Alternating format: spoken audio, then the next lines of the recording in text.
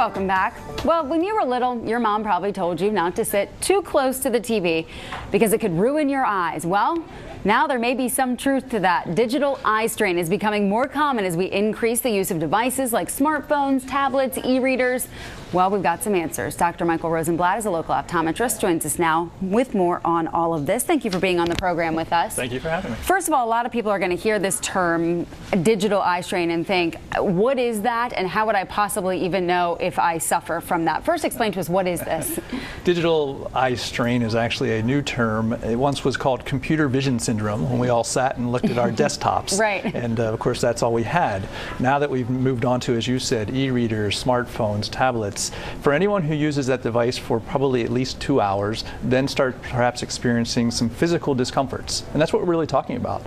Physical discomforts of the eyes, the head, neck, back, shoulders. It's all perhaps related to how they're using and how they're suffering with their eyesight.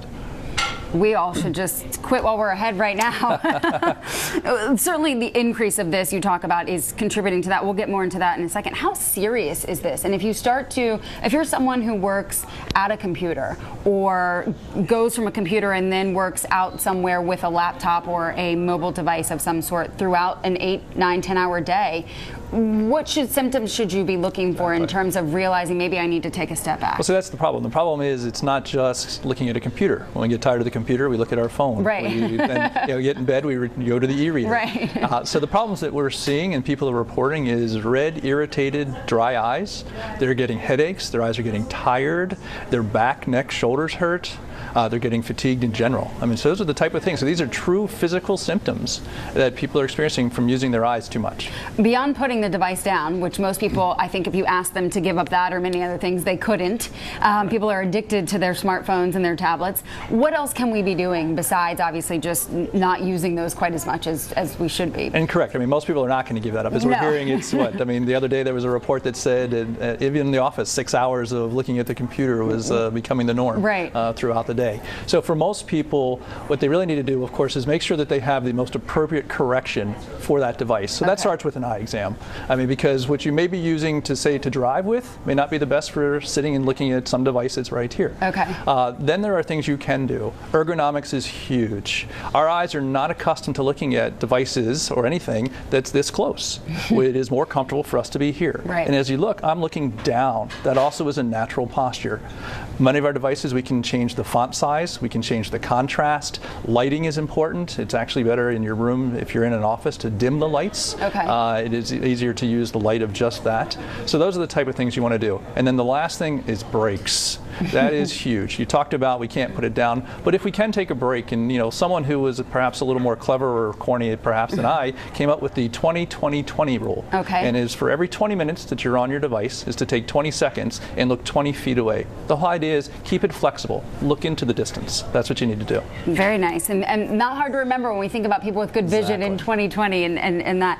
How important is it now when people start to think about, well, maybe I just don't have great eyesight or my eyesight's not as great as it used to be, and maybe this is contributing, maybe I'm starting to feel this fatigue more because I'm using these devices, to get in and see a doctor and really assess what it is that's going on? Yeah, absolutely. I mean, there are consequences. Throwing things at you at the same time.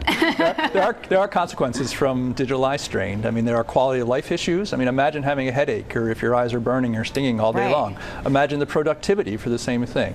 So you really do need to start with that eye exam. And then once you get there, there are some products these days that manufacturers both in eyeglasses and in contact lenses that have been created to help with some of these problems. What are those targeting in terms of helping the vision, in terms of adjusting to those devices? Right. Or? So in eyeglasses in particular, some of the contact lenses as well. In eyeglasses, there are computer lenses these days. It certainly is all the rave with all of our manufacturers. Where we used to think of reading glasses. Correct. So even what you'll find today is you'll find lenses that are for digital devices that have perhaps a little less distance correction towards the bottom, so that when you go to look at your device, your eye is relaxed. It has special coatings. One of the things we talk about today, of course, is also blue light. I mean, that's becoming a hotbed topic, and whether or not, in particular, it does lead to the strain, but is it also causing health problems for the eyes? And so that's something that we need to look at, and perhaps even the device manufacturers may have to look at.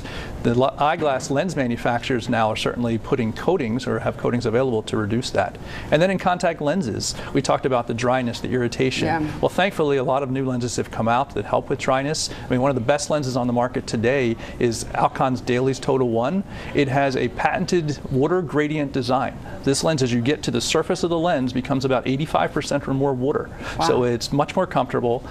With that, you get better vision. You can wear the lens longer and have less of that dryness. Wear it longer as well. One of the things people always have the debate about, and some of them it's just, I'd rather hold the pages of a book and read a book, but others think that reading a book or magazine on a device and using that artificial light that comes with it, the backlight and such, is more harmful to your vision and to your eyes than it is just reading a book. Is there any truth behind that? Interestingly enough, I think for me personally, I think it's where it's held, and I think it's the number of hours. Okay. So when you read a book and you got tired of reading, you daydreamed, right? Or you went and did something else. Right. If you're on a device, you get tired of reading, you go search the net on that device. Pull up another app on the device. So you're still looking at that device, and that's the problem. We are seeing, and there are some studies that show that there's a greater incidence in nearsightedness at earlier ages, wow, and perhaps greater amounts of nearsightedness, and we do believe it's probably because our kids are sitting here like this. Yeah, that's the other question. I see we're quickly running out of time. How much is this impacting younger people? We think about people having vision problems later in life. What about now with all these devices? And we're seeing that. We're seeing throughout the world, not even just the United States, that there is probably an epidemic of nearsightedness right now. There are certain countries where they have looked at 19-year-old males who have signed up for the military. And of those, 80 to 90% of them are already nearsighted at that point. And a lot of it has to do with studying in the devices. Let's use our devices and then let's get outside, ride the bike, play the games, all of that. Yeah. Doctor, thank you so much for being on with us. We will be back with a program note right here on News Talk after this. Thank you.